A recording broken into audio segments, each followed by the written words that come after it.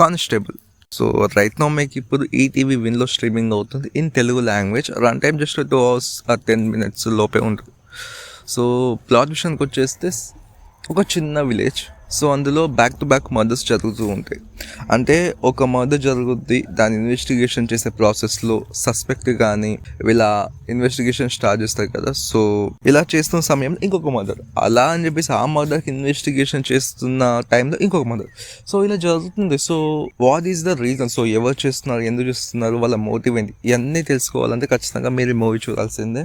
నేను చెప్తున్నాను, thriller films నాకు చాలా బాగా ఇష్టం. నాకు favourite genre is thriller genre మాత్రమే. నైట్ టైం చూసాను, నాకు చాలా బాగా అనిపించింది. అంటే స్టార్టింగ్లో కొన్ని కోర్ పాయింట్ ఓకే బాగానే అనిపించింది, పుల్ ఆఫ్ చేస్తున్నారు 2 hours కదా అని అనుకుని ఇట్లా మెల్లగా స్టార్ట్ చేస్తే ఇట్లా వెళ్తుంది గేమ్ బిగిన్ అవుద్ది, మొదలు జరుగుద్ది. సో దాని గురించి ఇన్వెస్టిగేషన్ అంటే కొంచెం టైం తీసుకుంటారు, అంటే ఎక్కువ టైం కూడా తీసుకోరు, ఆ లిటిల్ బిట్ టైం తీసుకుంటారు. అంటే ఆ సెటప్ చేసుకోవడానికి, క్యారెక్టర్స్ ఇంట్రడ్యూస్ చేయడానికి. వన్స్ ఒకసారి ఇంట్రడ్యూస్ చేసిన తర్వాత వాళ్ళ మెయిన్ కోర్ అని ఏదైతే ఉంటుందో అది ఓపెన్ చేసిన తర్వాత ఖచ్చితంగా ఇక పికప్ అవుతూ ఉంటుంది. సో ఫట్ అని చెప్పేసి సీన్స్ పడుతూ ఉంటాయి. అండ్ మంచి రైటింగ్తో తీసుకెళ్తారు.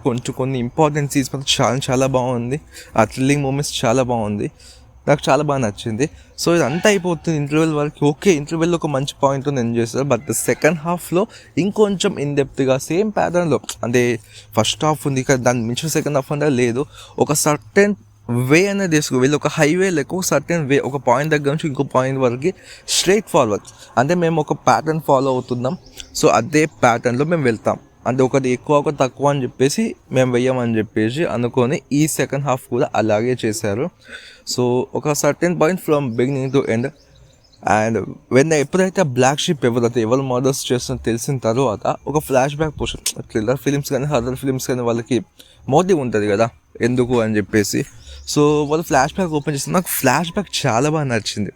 లిటరల్లీ అంటే నార్మల్గానే ఉంటాయి కదా, రొటీన్గా అంతలా ఏముంది అనుకున్నా. బట్ ఫ్లాష్ బ్యాక్లో నాకు బాగా నచ్చింది ఏంటంటే, ఒక స్పాయిలర్ అవుద్ది కానీ బట్ నేను చెప్తా, ఒక చిన్నది అంటే స్పాయిలర్ లాగా కాకుండా ఒక క్యారెక్టర్ ఉంటుంది, ఒక అమ్మాయి క్యారెక్టర్ ఉంటుంది మన ఫ్లాష్ బ్యాక్ ఎపిసోడ్లో. అంటే క్యారెక్టర్ అంటే తన గురించే కాదు, అందులో ఆ ఫ్లాష్ బ్యాక్లో ఒక క్యారెక్టర్, ఒక అమ్మాయి క్యారెక్టరు తను యాక్టింగ్ చేసింది చాలా బాగా చేసింది. నిజంగా నాకు చాలా బాగా నచ్చింది. లిటరల్లీ నిజంగా చాలా బాగుంది. అస్సలు నేను ఫ్లాష్ బ్యాక్ ఎపిసోడ్ ఇప్పుడు నేను తమిళ విధంగా మెయిన్ రీజన్ అదే, తన యాక్టింగ్ మాత్రం నిజంగా చాలా బాగుంది. అండ్ ఆ ఫ్లాష్ బ్యాక్ 10 to 15 minutes ఏమో ఉంటుంది, నాకు చాలా బాగా అనిపించింది. అది ఇంకాసేపు ఉంటే బాగుంది కదా అనిపించింది, ఎందుకంటే అంత బాగా కనెక్ట్ అవుతాం. అంటే సినిమా అంతా ఒక ఎత్తు, ఆ ఫ్లాష్ బ్యాక్లో వాళ్ళు తీసుకున్న కోర్ కానీ, ఆ పర్ఫార్మెన్సెస్ కానీ, ఆ ఎలిమెంట్స్ కానీ ఇంకొక ఎత్తు, ఆ లెవెల్ ఆఫ్ తీసుకెళ్ళారు. ఆ రైటింగ్, ఆ స్క్రీన్ ప్లే నాకు చాలా బాగా నచ్చింది. ఎండింగ్ ఇట్స్ గుడ్, చాలా బాగుంది.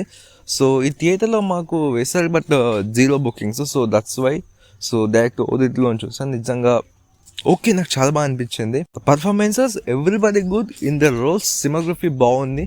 బ్యాక్గ్రౌండ్ స్కోర్ అండ్ సాంగ్స్ నాకు అంతలా నచ్చలేదు. సో అంటే కొన్ని క్యారెక్టర్స్ ఉంటాయి, సో వాళ్ళని మధ్యలోనే ఆపేసి, అంటే వాళ్ళకి కరెక్ట్ సెండ్ ఆఫ్ ఇవ్వరు.